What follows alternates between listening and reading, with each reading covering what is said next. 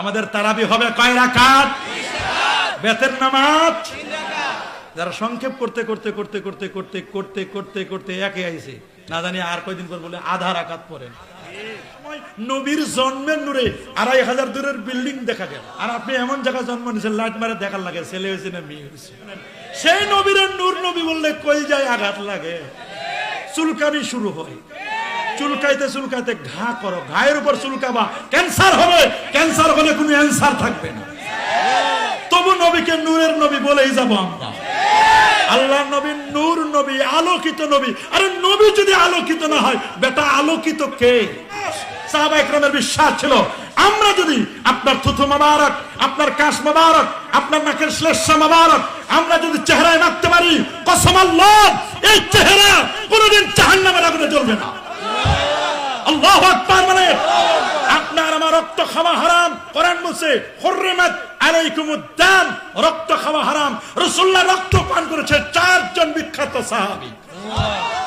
Loss নাই, শয়তানের সাথে ব্যবসা করলে লস।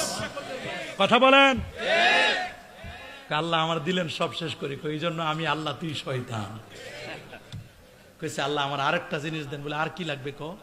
আল্লাহ কিয়ামত পর্যন্ত হায়াত পেলাম, রগে রগে চলবো, তৃতীয় যেটা লাস্ট যেটা দেন। বলে কি বল?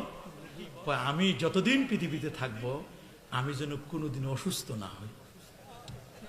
তাতে খুশি দেখছেন, এমন জিনিস চাইছে আল্লাহর কাছে। এত করোনা গেল, কোভিড-19 গেল, আরে কত মানুষ হার্ট অ্যাটাক করে, ব্রেন স্ট্রোক করে, চিকনগুনিয়া হয়, ডেঙ্গু হয়, কত মানুষ অ্যাক্সিডেন্ট করে। এই শয়তানটা যদি অ্যাক্সিডেন্ট করতো তাহলে রাস্তায় কি আর মানুষ থাকতো? বলেন বলেন না। শয়তান কইছে ওইখানে গেলে তুই আল্লাহর ওলি হয়ে যাবে, তুই রাস্তায় ঘুর, দরকার না এখানে আসা। ওইখানে গেলেই তো তোর সওয়াব হবে, কথায় কথায় সওয়াব হবে, সুবহানাল্লাহ বলবি, আলহামদুলিল্লাহ বলবি, আমার কপালটা পুরবি তুই। এটা যারা রাস্তা রাস্তা ঘুরতেছে লাইক দিছে কারে?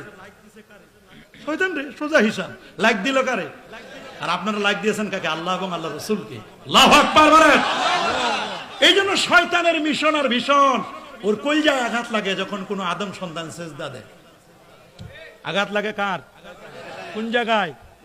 কলজা। কলজা ছিঁড়ে যদি দেখাইতে পারতো শয়তান, তাহলে বুঝতেন শয়তান কলজা আঘাত লাগে, কাঁদে। আরে এটার লাইনে আনলাম রাস্তায়, তারপরে দেখছি হুজুরের কথা আবার মাহফিলে চলে গেছে। শয়তানরে থাপ্পড় মেরে চলে আসছে। শয়তান তখন আফসোস করে বলছে, না আরে সব শেষ হয়ে গেল। সব কি? শয়তানরে কি লাইক দিবেন? এই জন্য রমজান মাসে আমরা তারাবি পড়ি কয় রাকাত? সেজদা হয় কয়টা? 20 টাকাতে কয়টা? আর 8 রাকাত পরে তাদের সেজদা হয় কয়টা? সেজদা কম না বেশি? সেজদা বেশি দিলে খুশি হয় কে? আর কমাইলে খুশি হয় কি? আমরা খুশি করবো কাকে? আমাদের তারাবি হবে কয় রাকাত? বেতের নামাজ যারা সংক্ষেপ করতে করতে করতে করতে করতে করতে করতে করতে একে আইছে, না জানি আর কয়দিন পর বলে আধা রাকাত পড়েন।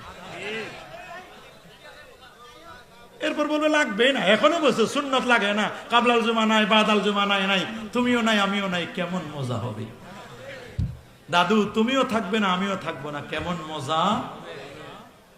সাবধান। আল্লাহু আকবার বলেন। নবী বলেন আমি দুয়ার নবী। কিসের নবী? আমি আমার মায়ের স্বপ্নের বাস্তব রূপ। আমার মা যখন আমাকে জন্ম দিল, জন্মের সময় যে নূর বের হয়েছে, ওই নূরে 2500 দূরের বড় বড় বিল্ডিং গুলো দেখা গেছে। আদা আপনি হুকুসুর আসাম, আপনি আমি জন্মের পরে লাইট মারে দেখে ছেলে না মেয়ে, দেখে জায়গা মতো লাইট মারে, ছেলে হয়েছে না মেয়ে হয়েছে।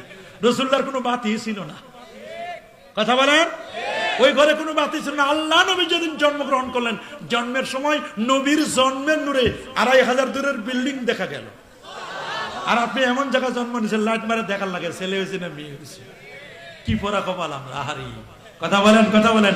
সেই নবীর নূর নবী বললে কলজায় আঘাত লাগে, চুলকানি শুরু হয়। চুলকাইতে চুলকাইতে ঘা করো, ঘায়ের উপর চুলকাবা, ক্যান্সার হবে, ক্যান্সার হলে কোনো অ্যান্সার থাকবে না।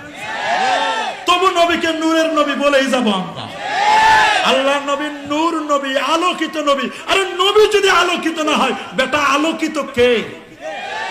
বলুন কে আলোকিত? আমার নবী নূর নবী, নূরের নবী। হাসান বিন সাবিত রাদিয়াল্লাহু তাআলা বলেন, ওয়া আহসানু মিনকা লাম তারা কাতু আইনি ওয়া আজমালু মিনকা লাম তালিদিন নিসা খুলিকতা মুবাররাম মিন কুল্লি আইবিন কান্নাকা খুলিকতা কামা তাশা সুন্দর কাউকে দেখে নাই, কোন নারী এইরকম সুন্দর কাউকে জন্ম দেন নাই। খুলিকটা মুবাররাম মিন কুল্লি আইব, আল্লাহ আপনাকে ত্রুটি মুক্ত করে সৃষ্টি করেছেন। কান্না কাকাত খুলিকটা কামাতাশা, আল্লাহ আপনাকে সৃষ্টি করেছেন, আপনি যেমন চাইছেন ওই রকম আল্লাহ বানাইছেন। আপনার আমার থুথু 1000 টাকা দিলে কেউ নিবে না। বুখারীর বর্ণনা, পরশুদিন পড়লাম, নবীজির থুথু মোবারক নেওয়ার জন্য ফকিরের মতো হাত পাতেন, হুজুর আপনারা একটু থুথু দেন, একটু কাশ দেন। কি করবে? সুম্মা দালাকু আলা উজুহিম, নবীর থুথু মোবারক কাশগুলো চেহারার মধ্যে ওরা লোশন হিসেবে মানত।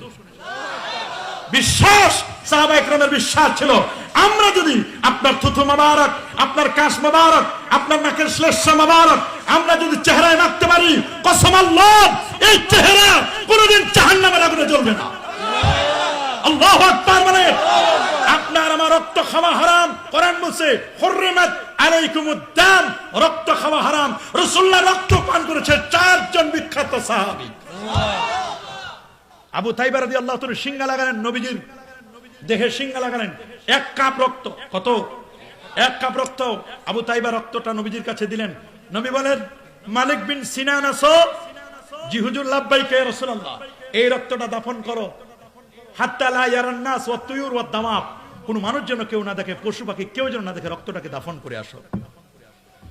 সাহাবী বলেন, মালিক বিন সিনান, কসম আল্লাহ বহু জায়গায় আমি গেলাম, নবীজি রক্ত মোবারকটা দাফন করব, কেউ না কেউ দেখে ফেলে। কোথায় দাফন করব? পশু দেখে, পাখি দেখে, না হলে মানুষ দেখে।